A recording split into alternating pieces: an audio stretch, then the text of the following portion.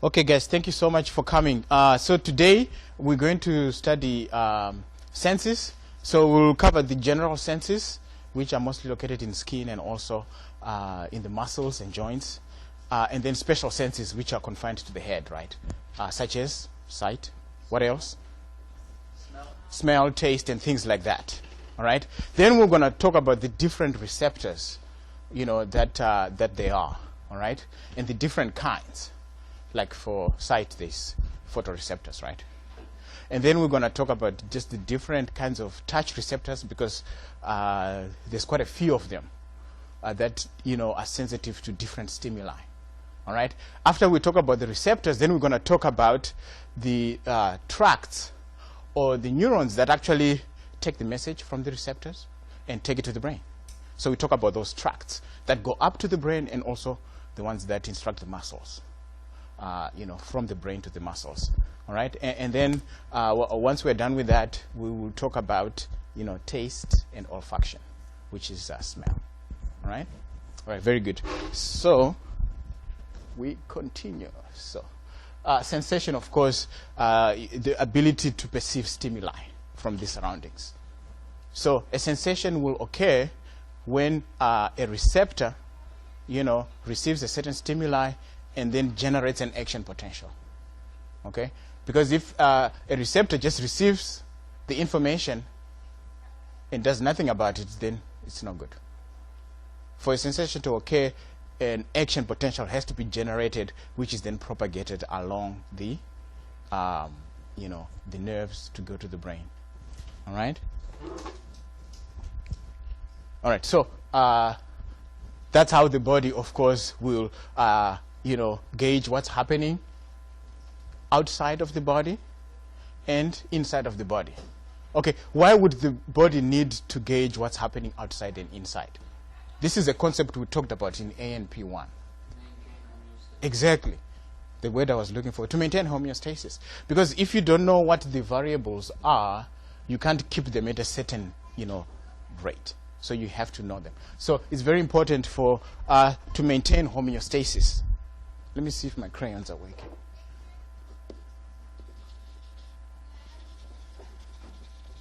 Which is very important. You have to keep a relatively constant internal environment. And senses enable us to do that. So that we can function properly. We have, the correct temperature for our enzymes and everything. All the reactions are occurring at the optimum rate. So general senses, of course, those are all over the place. On the skin, on the joints, and the muscles. All right, and I'll show you a classifying diagram about it in a little bit. So things like temperature, touch, pain, itch, all those things. And then we'll talk about the different kinds of receptors for all these later on. And then, of course, our special senses, we already talked about it: smell, taste, sight, all right, hearing, and balance. Hearing and balance are both from the ear.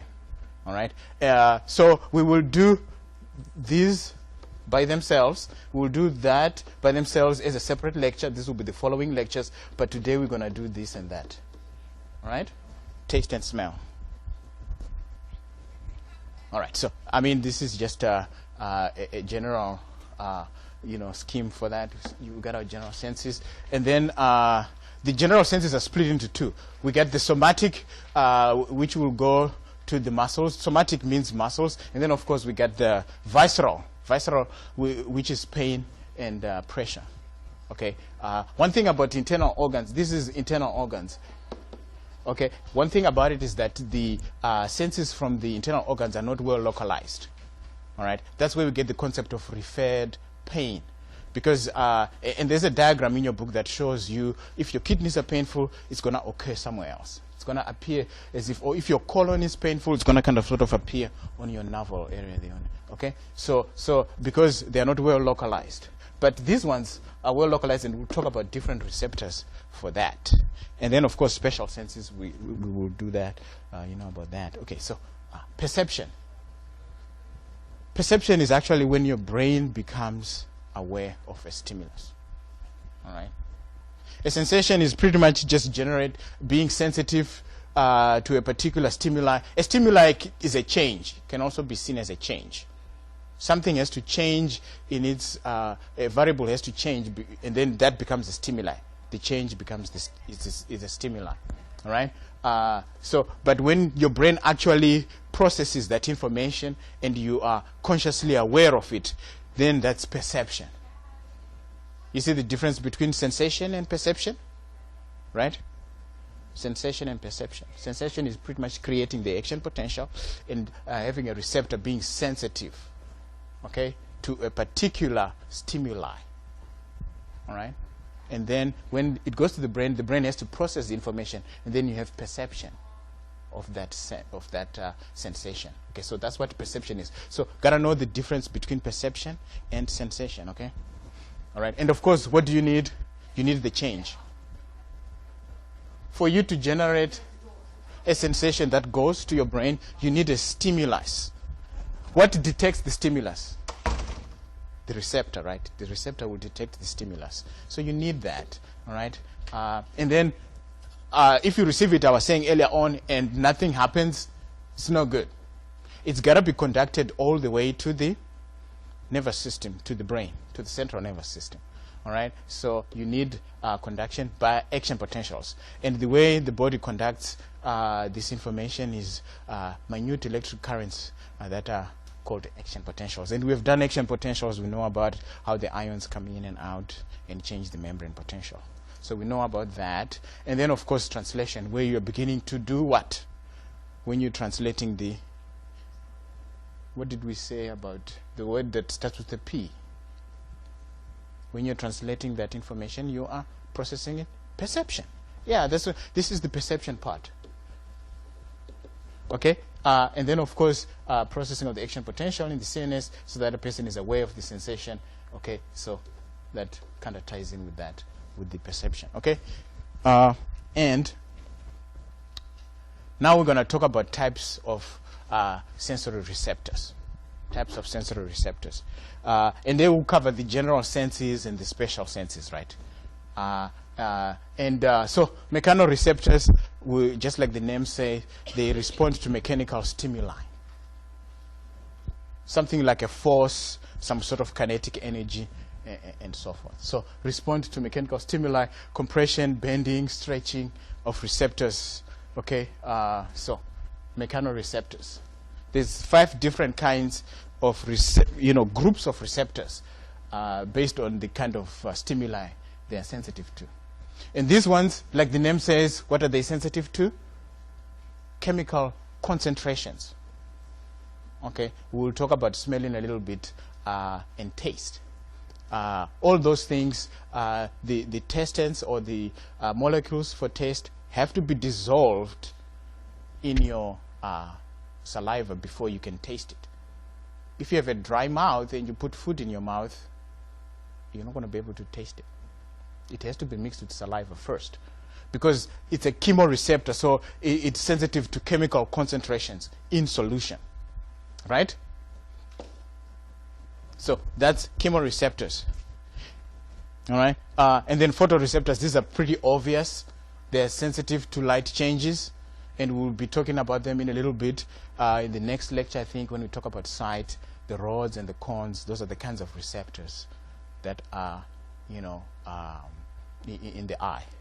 And the cones, of course, are for color, wavelengths of light, and then the rods for just black and white, or just the outlines of, so they're sensitive to dim light, the rods. So photoreceptors are in the eye. At the end, we'll try to do a little exercise, time permitting, where I'll give you a scenario, and then we talk about the kinds of receptors involved, and and the kind of senses involved, whether they're special or general senses, and the receptors as well. So that will be a fun activity. Hope we'll have time. And then, of course, thermoreceptors, like the name says, temperature. All right. And nociceptors, pain. All right. Nociceptor is another one for pain, and they respond usually to tissue damage, and their and their big function is to limit tissue damage. What do you think would happen if we're not able to feel pain? Yeah, I could put my hand, I always use this example because it's a great example. I put my hand on a hot plate and I'm not able to feel pain. And then, my hand will probably burn up until here, maybe when there's a stump left. And then, I realize it. But pain will let me take it off immediately. So it's to limit tissue damage, okay? So any extremes of all these other ones will be registered as pain. Like extreme in chemical concentration, like if I pour acid on you, that's pain. The chemo. Yeah. Exactly. Extreme temperature. What's that? Put your hand on a hot stove, your thermoreceptors. Oh yeah, they're going to get it first. Yeah, but extremes of any of these kinds of forces will be registered as pain. Like chemical concentration, if I pour like concentrated sulfuric acid on you, your chemoreceptors will kick in just for 2 seconds, and then it's pain. You know what I'm saying? Because then you really want to get your thing off of there, okay, to protect yourself. All right. So any extremes of that, kind of registers as pain. Like if you're looking at very, very bright light and you're forced to look at it, it actually, so that's one thing to note. Extremes of all those other ones are registered by nociceptors as pain. All right. So, so sensory receptors, they could either be nerve endings, all right, just bare nerve endings, or they could be specialized cells, okay, to receive a particular stimuli, and if they're not part of a neuron, then that information is then transferred to a neuron, because only the neuron is going to transfer the information to the brain, right? So it can be specialized nerve endings, which will be like terminals. You know how the axons, like that, and then it will have terminals, different terminals, all right?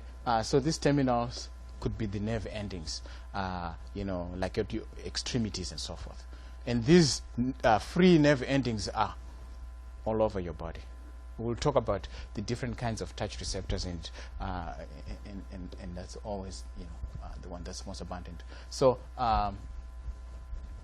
so that's that. Okay, so the most general one, of course, is the free nerve endings, because it's everywhere. Detect pain, temperature, itch, movement, proprioception. All right. So that's free nerve endings. All right. And then, of course, we'll talk about the 5 different types of touch receptors. So we've got Merkel discs that are sensitive to a different kind of touch. We got, Ruffini end organs, which are also sensitive to another kind of touch. Meissner corpuscles, a different kind of touch, and then Pacini corpuscles. All right. And then the ones that are associated with your hair follicles. If you are hairy like some of us, if you don't touch your skin, but if you touch the hairs, it's kind of ticklish and you feel it. Okay, that will be these receptors that are wrapping around your hair cells. When you bend those hair cells, as I'm moving my hand like this, I'm bending my hair cells, and that's how those receptors are able to pick that up. All right, so we'll talk about these different types, and then of course proprioception. There are receptors that are mostly located in the joints and the muscles, because the muscles are connected to your bones, and and depending on the contraction of the muscles, it shows the body position. Like if my hands are to my side, my biceps are kind of very relaxed, and my triceps just a little bit contracted. Okay, if I'm like this, the proprioceptive senses know, because they know the length of my bicep will shorten, and then there are muscle spindles, which are kind of proprioceptors, and then it will show that my hand is bent because my biceps are short. So proprioception is the awareness of body position and movements. So those are the different kind of senses. One thing that a common mistake that students make in the exam, because I'll ask you to talk about the different types of receptors, okay, the different kinds of receptors, and then people talk about the different kinds of touch receptors. They talk about Merkel discs, and they get everything right. I'm like, oh no, you should have said mechanoreceptors, you know what I'm saying? Okay, so the touch receptors, what do you think, what kind of receptors would these be though? Are they photoreceptors or chemoreceptors or what? Touch receptors. What do you think from all the ones we talked about? We talked about chemoreceptors, photoreceptors, mechanoreceptors. Yeah, exactly. Because it's mechanical forces, especially the hair follicles movement and stuff. So these are all these are mechanoreceptors. All these touch receptors are mechano. But touch is different because sometimes you need to distinguish between 2 points, things like that. All right? So we'll talk about touch receptors now. So Meckel discs, these are the uppermost. So, you know, they're in the dermis, right in the top layer, and they're responsible for light touch. Okay, so when you touch yourself lightly, those are that. Okay, so small superficial. Superficial means they're at the top. All right, superficial means at the top, and then of course the hair follicles, the ones I was talking about. If you are moving your hairs but not really touching your skin, you can feel it, and it's kind of a ticklish sensation, and because when you bend them, these receptors are stimulated. So the hair follicle receptors. And it's another kind of touch receptor. And they are all mechanoreceptors. All the touch receptors are mechanoreceptors. These are deep, a little bit deeper, just under the dermis. And they distinguish 2-point discrimination. They're light touch, but you know, like if you're touching 2 points simultaneously, Meissner corpuscles do that. All right? 2-point discrimination. So at the end of the, what's that? Yeah, very interesting. Because if you touch yourself, well, you know, in two, you know, you will be able to feel where that touches. And if you're touching yourself in 2 points, then those ones will do it. And then the Ruffini end organs, they're a little bit deeper because these ones are sensitive to continuous touch. You know, continuous touch when you're continuously touching yourself. Well, you know, there's no other way to say it. Okay, so Ruffini end organs do that, involved in continuous touch. All right, and then Pacini corpuscles. Pacini P for pressure, heavy pressure and vibrations. These are much deeper. All right, they are encapsulated. All right. So they are sensitive to very heavy pressure. So there's heavy mechanical forces. All right. So when we look at these different kinds of receptors, why aren't Meckel discs suitable to measure heavy pressure? Yeah. Why does being on the surface matter? What does it do?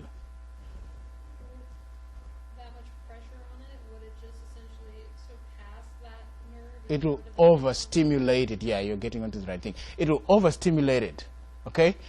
Because if you are putting a lot of change on it, like the magnitude of the change is great. And this is a very superficial receptor. It's not encapsulated. It's just going to get overwhelmed. Just like when your body is in too much pain, what happens? You're going to shock. It's just too much pain. You can't handle it. You switch off. So same thing. These ones will definitely just phase out. So this one, that's why it's encapsulated. It's you know, it makes it suitable, and it's much deeper, you know, in the dermis, so that it doesn't get overstimulated. So these receptors make sense for the kind of senses of touch that it sensitive to. All right. So good. And those are them. You can see these ones. These Pacini corpuscles are the deepest. They've encapsulated. You know what I'm saying? And then, of course, Ruffini end organs. Continuous touch is also a greater magnitude change because it's continuous. You're constantly applying it. So it's deeper, you know. And then, of course, up here will be the Meissner corpuscles. And then the Meckel discs, you see, they're right there in the top of the epidermis, and, you know, they are very superficial. So light touch, you know. And then, of course, when you bend the hair up here, these are the hair follicle receptors that will be stimulated, send the message to the... So sense of proprioception is another sense, you know, the awareness of body position and movements. So this is what proprioception does, all right? It talks about the precise position of body parts, all right? And it also happens unconsciously. Like, for instance, if you're sleeping, I do that a lot sometimes, and then you put your hand somewhere where it's kind of like in a bad position.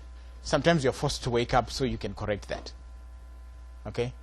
The proprioceptors will be sensitive for that. And then, so, rate of movement as well. So proprioception is also kind of works with balance as well, rate of movement of various body parts, so that you're constantly aware where your hand is, where your leg is, or your fingers, everything, you know. All right. And then, of course, if you want to tell the weight of an object, proprioceptors. And why? Because the proprioceptors, we'll talk soon about. Muscle spindles is a type of receptor for proprioception. And it's specialized cells in the muscle that gauge the length and the tension inside the muscle. So the tension in the muscle, we'll talk about whether that muscle is contracted or it's relaxed. And that will give you the body position. And the extent of the contraction or the tension in the muscle will give you the weight of that. So the proprioceptors are good for that. Determine the weight of an object. All right? And then range of motion of a joint. There are Golgi tendon organs, which are certain types of receptors located in the actual tendons. All right? And those ones, you know, they restrict the stretch that you apply. Or if your muscles are contracting too much and they're applying too much force on the tendons, the Golgi tendon bodies will determine that, so that it will restrict the contraction of that muscle, so that your range of motion is limited. So gymnasts that can do splits and so forth, you know, they have trained their proprioceptors for a much wider range of stretch and so forth. Okay, so you have to start when you're young, not when you're old. You know what I'm saying? Like me, couldn't do that.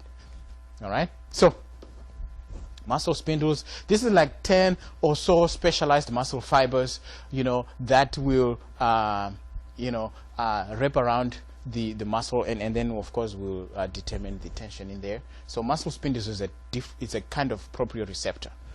Okay. And then Golgi tendon organs. It's a proprioceptor that is located in the tendons. And then, of course, parsynicopasals, because these ones are sensitive to heavy pressure as well, they're also involved. And we talked about these already. And then, of course, free nerve endings.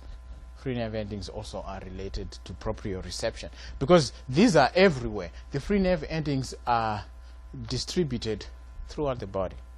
All right? And it's the best way of telling the exact location of the body, because they're everywhere. So you don't miss anything. Okay? So know about those proprioception, of course. Know about the senses. Okay? Know about the different kinds of receptors that are responsible for those senses. All right? So we can do a little exercise at the end. We will talk about a scenario. And so we've talked about the receptors. We talked about the different kinds of senses. Now we're going to talk about how those are conducted to the brain. There are tracts that occur in the spine. All right. Some of them are on the dorsal part or the back part of the spine. Some of them are on the anterior part, on the front. Some of them on the lateral side. And we'll talk about all those tracts that are going to the... So sensory tracts are also called ascending tracts. Why? Why are they also called? They're going up to the brain, so they're ascending. You know what I'm saying? Right? It sounds simple, but... you know, that's the way you can tell that it's heading towards the CNS, and it's a sensory. Anything going towards the CNS is sensory. So, and each pathway, of course, carries specific stimuli about a specific sense. All right? So, and then they're organized in bundles of neurons that are going up to the, and then we'll talk about them. All right? So, there's what we call the anterolateral system. And this shows the position of that within the spine. All right, this is your spinal cord, right? And this is, let's say, this is your back, and this is your anterior, your front. Okay. So the anterolateral system will be kind of where? Kind of front to the side, right? And I'll show you pictures of that. And that's what I like about these names. They kind of tell you what is going on. All right. And the name of it, like the spinothalamic tract, is named, the first part of the word is the origin. The second part of the word is where it terminates in the brain. Well, not really terminates, but the nuclei in the brain that it goes to before it goes to the cortex, okay, where it is processed. Okay, so spinothalamic, where would it start? In the spine. Where does it end? In the thalamus. That's what it is. Okay, and it carries all this pain, temperature, light touch, pressure, tickle, itch. So what kind of receptors are connected to spinothalamic tracts? Yeah. What kind of mechanoreceptors for light touch, for instance? Meissner corpuscles, right? For this one, light touch, right? Or Meckel discs, right? Pressure, Pacini corpuscles. Okay, because this will be very useful at the end if you do that exercise, because I'll be wanting you to tell me what kind of sense it is, what kind of receptor it is, okay, that is responsible for it. And tickle and itch is, yeah, free nerve endings, right? Free nerve endings. Free nerve endings are responsible for, itch and so forth. And so these, of course, are sent to the thalamus, all right? And they carry conscious, sense information. And then spinal reticular. This one is a little bit challenging, but it starts where? Where does it end? Well, that's good, because it ends we may have talked about it in the sleep wake cycles. It processes, it's in the brainstem. The reticular formation. Reticular formation are neurons or nuclei that are spread throughout the brainstem. All right. Okay. So it goes, and the reticular formation is responsible for sleep-wake cycles. It what wakes up the cerebral cortex into a state of wakefulness in the morning. So kind of makes sense that it deals with unconscious stuff. Okay, as well. So it deals with the unconscious pain. The one I was talking about earlier on, like if I'm sleeping and my hand is, like this morning I had pressed my hand on and I was kind of cutting the circulation, and I woke up. I was like, damn it, because I needed some good night's sleep, right? So next time I better sleep properly. You know what I'm saying? And not fall asleep with my hand somewhere else. So this is what happens when you're sleeping, and it will wake you up. So those will be spinal reticular tracts that are responsible for that sense. Okay? So next time you wake up in your bed at night, you know that these are the tracts that are responsible for that. All right, reticular formation. Okay, okay. And this one is a little bit challenging again, but spinal originates in the spine. Mesencephalic. I know cephalic is the head, right? What about meson? What does it meson mean? Middle. So it's literally goes to the midbrain. You see what I'm saying? So it ascends to the midbrain. So spinal mesencephalic tract, middle of the brain, midbrain. All right, and it's also, of course, responsible for unconscious touch and pain. All right, so know these tracts that are to the side and to the front of the spine, and they're going up. All right. All right. So more sensory tracts. These are located in the dorsal column, medial lemniscal system. Medial, it means it's in the middle. Again, this is our little spine, which looks like a heart. That's okay. So dorsum means back, Latin word for back. So it's towards the back, and this is the anterior, right? So the dorsum column in the middle, it's kind of here, okay, towards the middle. So those tracts are right in the middle of the column, and they're going up. All right, and they carry, proprioception. Okay, so what kind of receptors again would be attached to these tracts? Proprioception. Give me one, just one. Yeah, muscle spindles. Muscle spindles, MS. Not Simoy, but muscle spindles. Okay, so what else? Muscle spindles. We get Pacini corpuscles as well. Golgi tendon organs. All right, because it's pressure and vibration. So all that. All right, and then so some of these tracts in the dorsal column. One of the things I'll say is that for the most part, the left side of the brain controls the right side, and the right side of the brain controls the left side. All right. So most of these tracts, they cross somewhere. All right. So the ones for the dorsal column, they don't cross within the, within the spine. So they will ascend up to the midbrain, well, to the medulla oblongata, all right, on the same side. So those ones will be ipsilateral, all right. They're ipsilateral because for the dorsal column, that is, those tracts, they don't cross to the other side until they are at the medulla oblongata by the pyramids, where they will desiccate. That's another fancy word for crossing, okay, to the other side. They will desiccate at the midbrain. No, not at the midbrain, I'm sorry. At the medulla oblongata by the pyramids. Right? So they still go to the other side of the, you know. Okay. So, and then the trigeminal thalamic. Remember towards the end of last year, last time, we're doing cranial nerves. Okay, so where would this one originate, kind of sort of? The trigeminal. Which nerve? Which cranial nerve?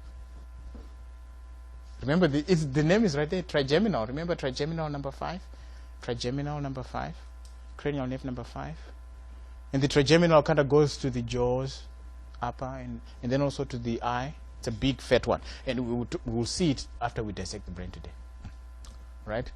And then, of course, it ends up in the thalamus. All right? So carries information, okay, because it's from the face and the nose. Right? Because it's the trigeminal. So if you remember your functions, remember we did functions and so forth of the cranial nerves last time, towards the end of ANP1. So this is what it is. Those are the tracts that take care of that. All right? So, and then of course spinal reticular. So you will have a variety of receptors in here, right? Touch receptors, of course, for the face, maybe chemoreceptors, maybe from the tongue areas and so forth.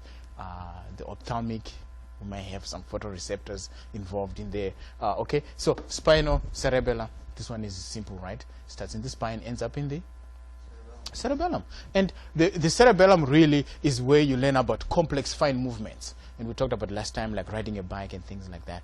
And those things have to do with balance and proprioception and the awareness of your body parts in space. So this will deal with proprioception, and you know the kind of receptors that are attached to those tracts, right? Like muscle spindles and things like that, Golgi tendon organs, parcels, things like that, right? So I want you to relate these tracts to the kind of receptors and the kind of senses that are associated with those receptors. And you know what I'm saying? Yeah. So that's them. You see, we talked about it. Those the dorsal columns, of course, the anterior lateral system, you know, and then the ones on the side there. All right. And this is just a table just showing you the just a quick summary of all the tracts we talked about. This is ascending tract, right? And you know the kind of senses. Therefore, you know the kind of receptors that are attached to these tracts, right?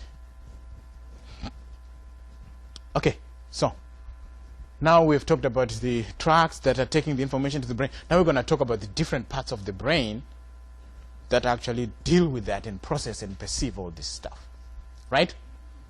So for special senses, like for vision, for instance, it's in the occipital lobe. So it's the primary visual cortex that will see the object, right? Then there are areas that are associated with this visual primary visual area, which are called visual association areas, where the image is actually processed. Okay, like you see things, you will notice when we do the eye in the next lecture, you see things the reverse side and upside down. So it is the association area that will put it the right way around and the proper side to the proper side. Okay?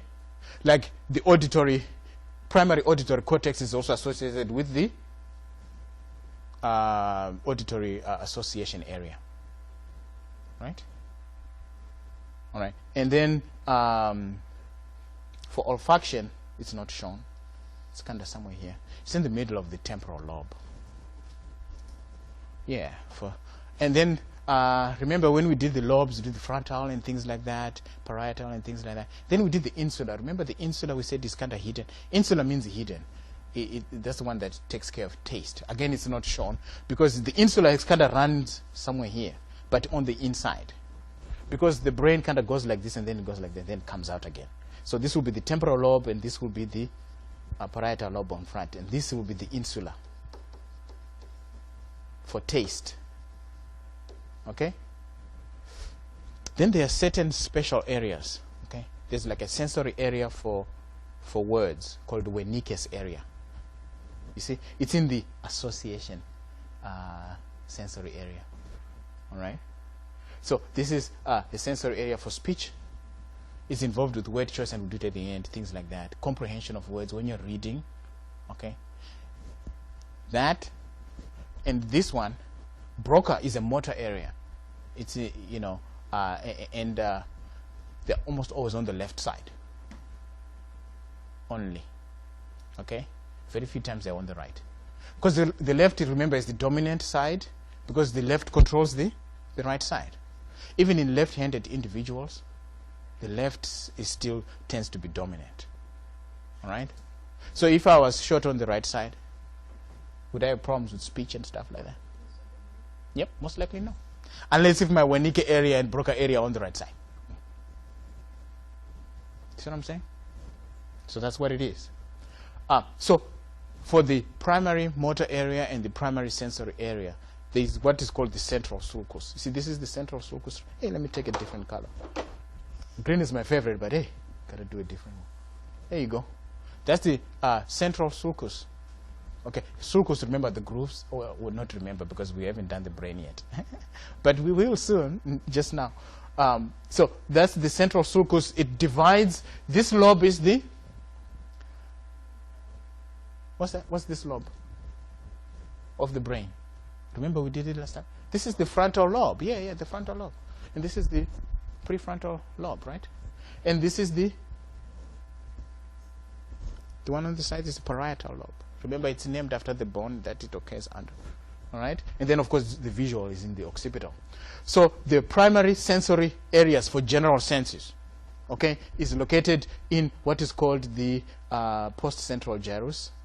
Gyrus is the bump.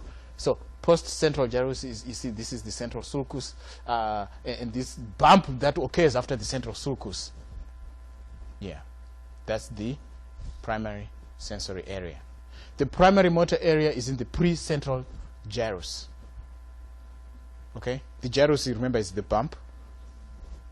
So the bump in front, so this take care of motor, and this is the motor association area, or the pre-motor area. Okay? And we'll talk about these guys at the end, Wernicke and, all right? This is a topographical, arrangement of the kind of senses, okay? And the bigger the body part, the more senses from it. And it makes sense, right? Like here, the lips, this is not a diss of people of African descent, okay? It just shows that there's more sensory information to the lips, okay? You see how big it is? The lips, of course, they do a lot of things, you know what I'm saying? So, they need to have a lot of sensory information coming from there. Right? And then, of course, the hands, because we manipulate everything with our hands. You see how big the hand is as well? So mostly it's the face, and then, of course, the genitals, you see? You need kind of good sensory information from there. This is the insular lobe I was talking about. All right?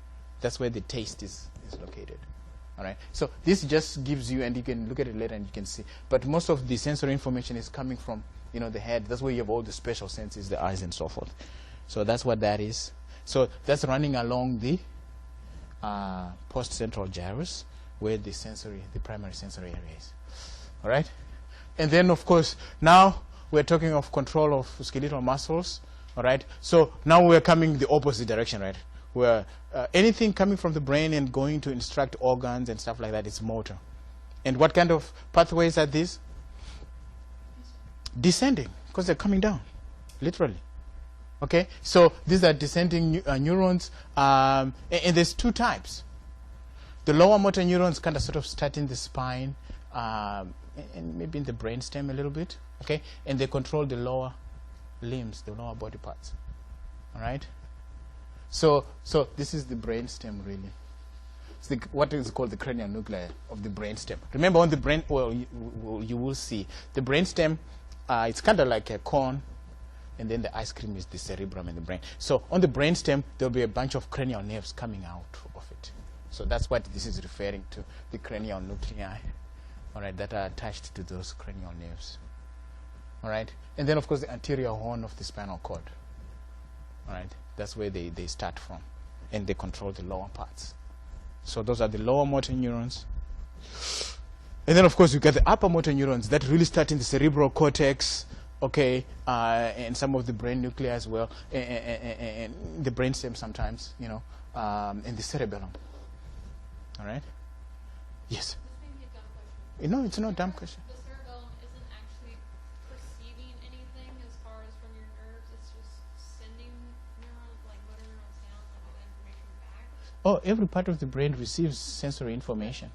But like on the little color guide, it's mostly your frontal lobe that's doing your perceiving through motor. Well, yeah, because that's where the motor area is. But it will get sensory information, though, mostly proprioception. Mostly proprioceptive senses. Remember, proprioception is the balance and all those awareness. And the cerebellum is really the part for it. So each part of the brain really receives sensory information to act upon, because it can't act upon anything without receiving input first. Yeah. So these ones are the upper ones. Literally, they are the neurons on the top, and the neurons on the top will control the neurons on the bottom, the lower neurons. And they control them in two ways. They could be directly linked or synapsing with the lower neurons, which are called direct tracts, or they could be indirect tracts connected to the lower neurons. Why? Because they'll go to a certain brain nuclei or a part of the brain in the cerebrum, somewhere thereabouts. Say the red nucleus, for instance, or the caudate nucleus. These are parts of the brain. And we will talk about some of them. And then from there, another neuron will then go and synapse with the lower neuron. So those are indirect pathways. And we'll talk about the two of them. The tracts that are direct pathways and the tracts that are indirect pathways. Because the upper and the lower neurons are connected. Okay? Because the upper neurons are coming from the brain, how else are the lower neurons going to do anything when they're not attached to the control center? Okay? So we'll talk about indirect and direct, which is what this bullet is talking about. The indirect and the direct ways in which these are connected to these. All right? So now we're going down, descending tracts. We got lower and upper motor neurons. And the upper motor neurons really control the action of the lower motor neurons, right? Our little motor area, remember the precentral gyrus. It's got all those, you see, right here, the precentral gyrus. Of course, look at the tongue. It's huge, it's humongous. The tongue has got all sorts of things going on it, besides taste and, you know, a lot of other stuff, you know. And it's also sensitive to texture and temperature. And we'll talk about some of the characteristics of the tongue that will make it able to respond to these different stimuli, right? Again, the same kind of topographical map showing the bigger the body part, the heavier the motor information going to that body part. All right? So, remember we talked about the sensory area. It starts off in like vision. It goes to the primary visual cortex in the occipital lobe. Then goes to the association area. It's processed further. It's the opposite for motor. Okay, motor starts off in the premotor area. That's where all the staging occurs for the motor information. Okay, it's like organizing, you know, kind of sort of. It's like a triage nurse, for instance. It's my favorite example. You know, we'll kind of sort patients into the sickest and the not, and then the doctor comes. He's then the primary person to take care of it. So that's the same thing with the association areas. So that area immediately in front of the precentral gyrus, which is the primary motor area, that's what will stage the information, kind of stage it out. Then the instructions will just come from the primary motor center. It's kind of like the opposite of the sensory, right? You see what I'm saying? So that's what this is talking about. All right, so that's that. What time is this class over, by the way? Okay, good. Are we good? We're good. All right, so these are the direct pathways I was talking about, right? Remember, the direct pathways are directly synapsing with the lower motor neurons. So those are them. So arise from the cerebral cortex, all right? Because that's where the upper neurons are. So the upper neurons extend to the lower, because they've got to control what's happening with the lower motor neurons, because they're not attached to they're not connected to the brain.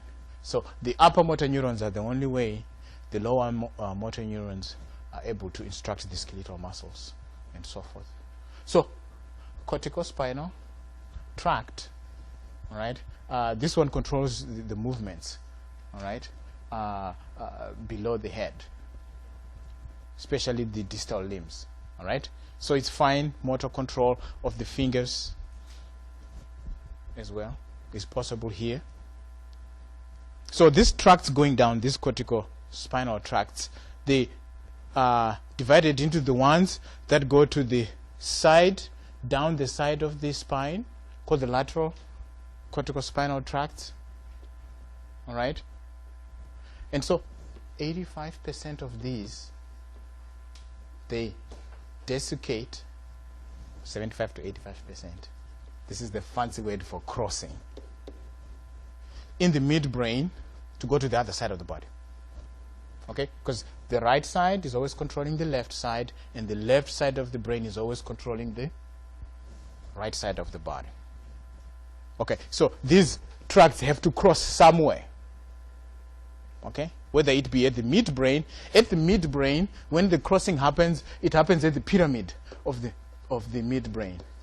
I'm sorry, I keep calling it medulla oblongata. Come on, guys. When I say midbrain, I mean just to it's medulla oblongata, okay? Medulla oblongata. That's where the pyramid is. That's where the desiccation or the crossing of those tracts occurs, for the most part. All right? So 85%, and those ones that cross by the medulla oblongata will go down the sides of the spine. So that's why they're called lateral, corticospinal tracts. All right? The anterior corticospinal tracts, about 15% of them, okay? They desiccate at the level near the lower neurons, okay? And those are the ones that run towards the front, okay, towards the anterior part of the spine, okay? So the desiccate, I'm just going to say 15% at the level of the lower neurons, all right? At the level of the lower neurons, that's where they will desiccate and cross to the other side, okay? And these ones are pretty much kind of sort of self-explanatory. Corticobulbar. It will control the bulb, which is the head. So it will control the head muscles, except the muscles that move the eyes, which we will do. Because those ones are called extrinsic eye muscles, and they even have their own cranial nerves for the most part that controls those extrinsic eye muscles. These are the muscles that are connected to the four compass points of the eye, and also one on the top, which is at an angle called the oblique, superior oblique, and then the inferior oblique. So except for those, all the other muscles in the head are controlled by the corticobulbar tracts. All right? Or like the octolarynx is considered facial muscle versus not so much. Not those not that. There's some smooth muscles that control, like the iris. Those are different. The extrinsic eye muscles are actually on the outside of the eye. And we're going to be dissecting the eye this lab, actually, and you will see them. If you get good eyes, you will see so this is the eye, and this is your pupil. There will be one here, one there, and another one that goes to the side, and then another one on the bottom, all right, and then a superior oblique and an inferior oblique.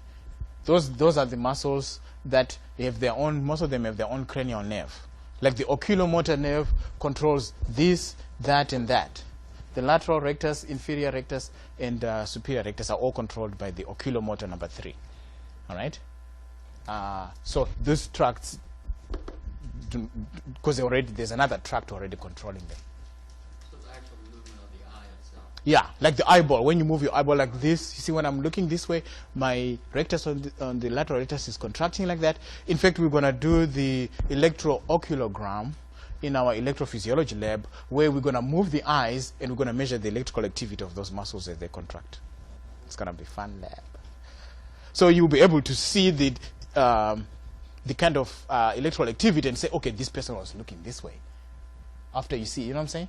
Because, yeah, that's cool. You'll be able to say, okay, just by looking at the tracing, because you will say, look to the side, and then it will do stuff.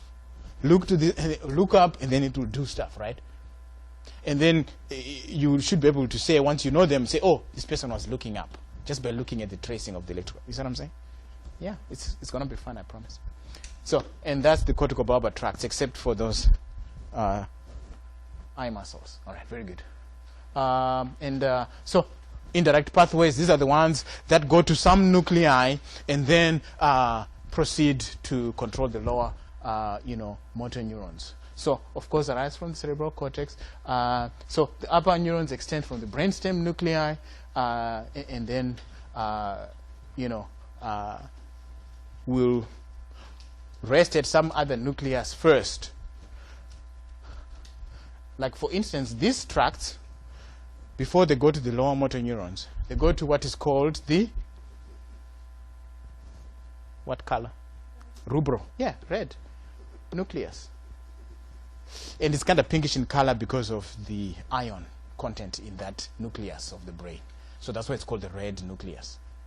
And it is involved in fine motor control, like of the fingers and so forth. Fine motor control of the fingers. So, when the baby is growing up, the fine motor control is part of the last things that, okay.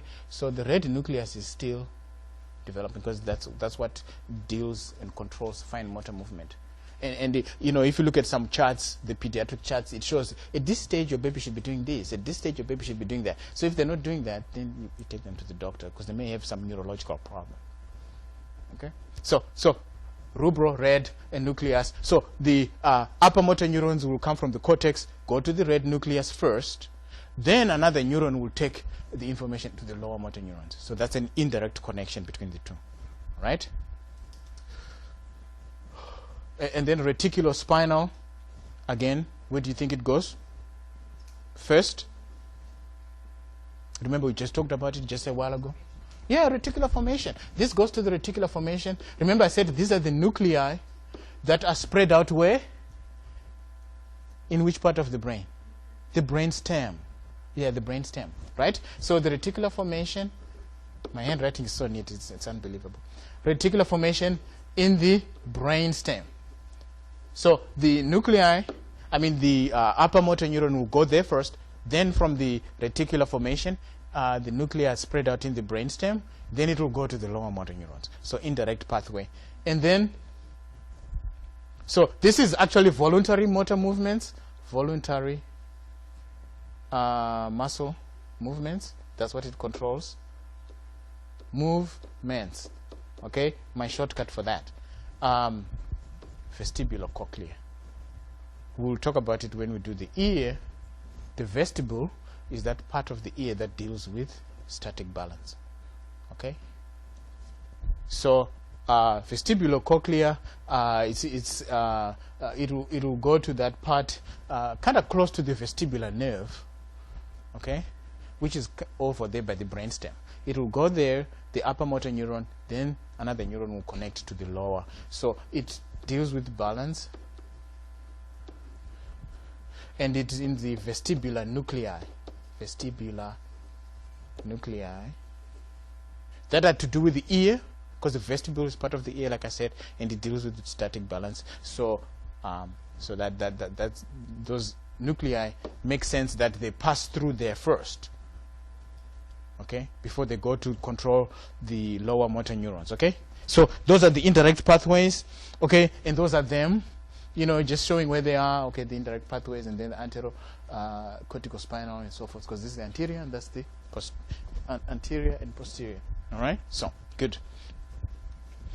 And this is again summary of the table, just showing you the direct pathways and the indirect pathways, and then of course you'll be able to tell me what kind of you know,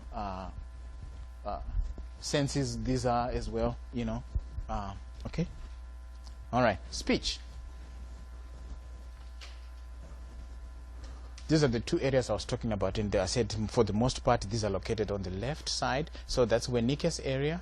Wernicke, W, usually word choice, when you're speaking the way you choose your words, or when you're reading, comprehension. Okay, so that's a sensory area that deals with speech. So Wernicke area is a sensory area for speech. Sensory area for speech and comprehension and word choice, if you like. Formulation of word, you can call it word choice. It's easier to remember that word choice is related to Wernicke's area, WW, right? So people that stutter, could that be a problem with that? Oh yeah, yeah, that could be the problem with that. Electrical activity in the area there could be causing them to not pick their words, and then they have like a, you know, so definitely Wernicke's area will be a problem. Maybe they I don't know, they may have thought about it, like electrode stimulation of a certain part of the brain can correct some of these things. I don't know, they could, that kind of, somebody does. Yeah, you know why? Probably it has an effect on your Wernicke area. Because what does alcohol do anyway? What does it? Well, yeah, and also, so when you are stuttering, it means you're having too much firing, too much electrical activity that causes you to do it. It's like a seizure also. It's overstimulation. So it's like you're getting too much information. TMI. So your brain can't process it, and then it kind of sort of stutters. That's why when we talked about those kind of receptors, we said the Pacini and corpuscles, you know, are not for light touch. They're not suitable for that, just like those other ones. Because if it's overstimulated, then you're not going to get the proper sense. You know, if there's overactivity, then it disturbs the sense. So it probably has an effect on that. And then Broca is a motor area. It controls the muscles of speech, like the tongue. The tongue is a muscle, really, pretty much. And around your mouth, there are, you know, like when I'm forming the words right now, and my jaw muscles are moving and so forth, and my mouth and my tongue, and how. So all those muscles are controlled by Broca's area. And Broca's area is in the frontal lobe, and Wernicke's area is in the parietal. Yes, parietal lobe. This is the parietal, and this is in the frontal lobe. These two, you see, they are related, right? They are controlled by an association tract called the arcuate fasciculus. Okay, I'm going to spell it again. Arcuate fasciculus. Okay? That's an association tract that connects, because they got to be connected somehow, because, you know, when you're formulating your words, and then you've got to be able to then instruct your muscles, your speech muscles, via Broca's area to do certain actions. Okay, so if it doesn't know what kind of words I'm going to be saying, it doesn't know what kind of muscles to stimulate within the, you see those group of muscles. So they are definitely connected by the arcuate fasciculus. It's an association tract. Yeah, fasciculus. Fasciculus.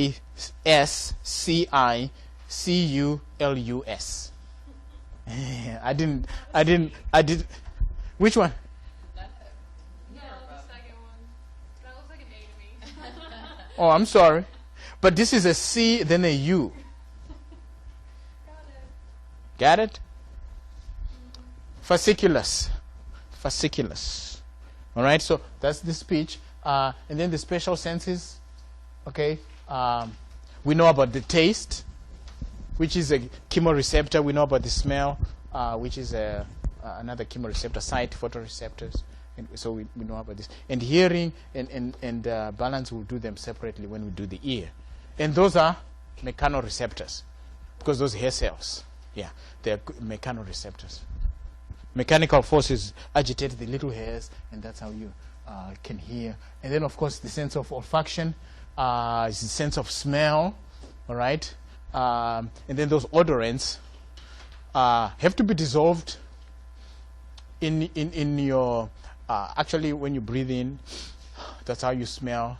And the olfactory suspended receptors are suspended on the superior part of your nose, and then the fine mist of droplets that your air gets mixed with dissolves those odorants. And there's like 7 of them, but the research shows there's more.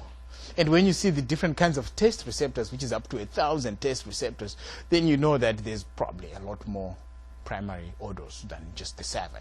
But anyway, camphoraceous, like moth and things like musky, floral, flowers, pepperminty, ethereal, like fruits and stuff. Like pungent, of course, and putrid.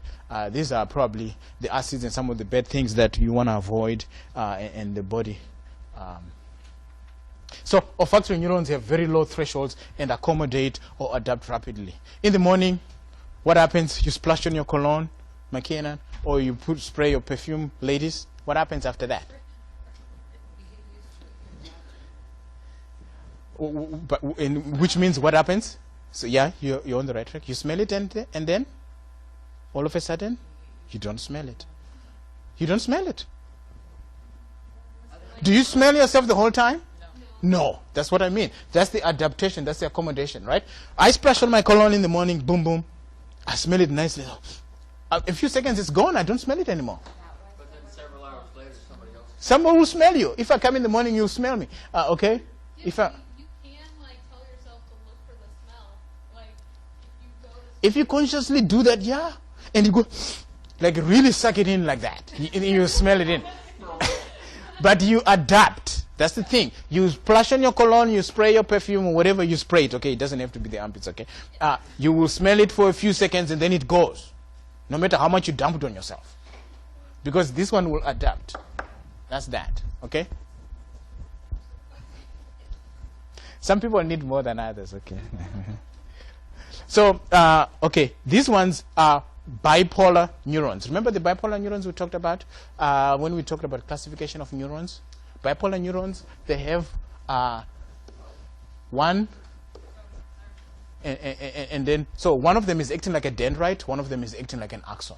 Bipolar, all right? And then these ones are specialized bipolar neurons for smell, and they're suspended on the superior aspect of your nose. They have like a bulbous end, kind of like a little ball, and then they have what are called olfactory hairs, like that. All right? There's about 10 million of these bipolar neurons in your nose. That's a lot of neurons. Okay, for smell. But they adapt quickly, I don't know why. Because smell is the kind of sense that you don't want to constantly be smelling. Otherwise you get annoyed, you get irritated, you get overstimulated. So that's why you don't smell yourself the whole day. I would be pissed off if I was smelling myself the whole day because it will start to irritate you. Okay? So, but one of the biggest things about these, they get replaced every 2 months. The whole olfactory epithelium gets replaced every 2 months, including the bipolar neurons. So you grow new ones. Yeah. Taste buds? You could taste buds do that too. Oh, exactly.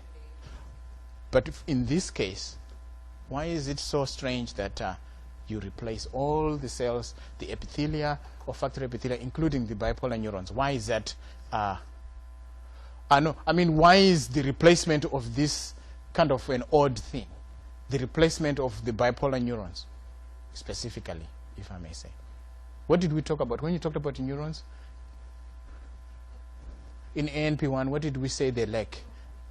Yeah, they don't multiply. Remember, they don't have centrioles. But the odd thing about it is that for these ones, they get replaced. Apparently, they have what they need to replicate then. They're complete cells. They get replaced. Most of the, like your skin, sloughs off every 30 to 45 days. You have new skin on top of you every month. they're like constantly. Yeah, these ones, every 2 months, you get a brand new set of olfactory epithelium, including the bipolar neurons. Okay? All right. So this is the part I was talking about. That is 1,000 different types of these olfactory receptors. So it kind of makes sense that you definitely have much more than 7 primary odors. All right. And then they activate G proteins. Those bipolar neurons, the olfactory hairs, they have remember we did G proteins in the endocrine system, and then they will stimulate an ion channel. Remember we did that with the alpha subunit. When it's stimulated from the G protein, it will go and stimulate an ion channel, like for instance a sodium channel or calcium channel. And then what happens when you open sodium channels? Yeah, sodium rushes in and you get an action potential, and then it's propagated on the bipolar neurons. All right. Okay, so and then this is the nerve. So the bipolar neuron, the nerve will be we'll talk about the pathway in a little bit. I'm almost sort of done. So those are the olfactory, nerves, all right, going, which is the axon of the bipolar neuron going to the olfactory bulb. And then these are tracts. Once, axons are in the nervous system, in the central nervous system, they're called tracts, like the tracts we've been talking about, or in the spine, or in the thingy. In the brain. Yeah, in the brain. So they're called tracts. That's what it is. All right, and then there's the mucosa of the... so the neuronal pathways, like I was talking about, for olfaction. We start with the bipolar neuron, and then it goes to the olfactory nerve, and then the olfactory nerve, which is the axon of the bipolar neuron, will go to the olfactory bulb, where it will synapse with another interneuron. All right?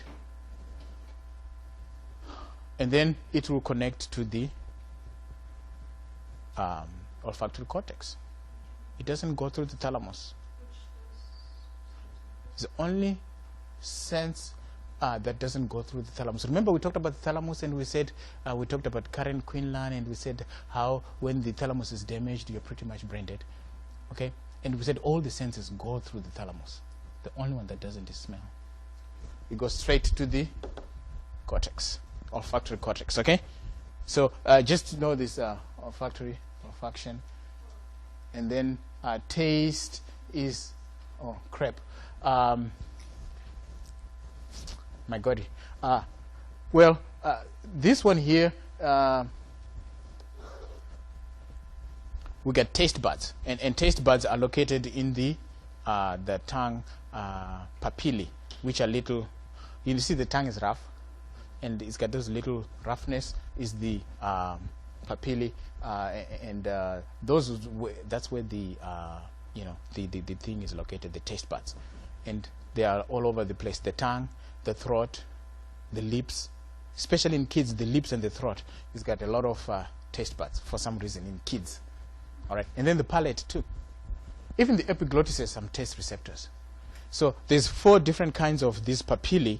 All right, the one of them contains taste buds, and the most numerous are the ones that just add texture to the tongue.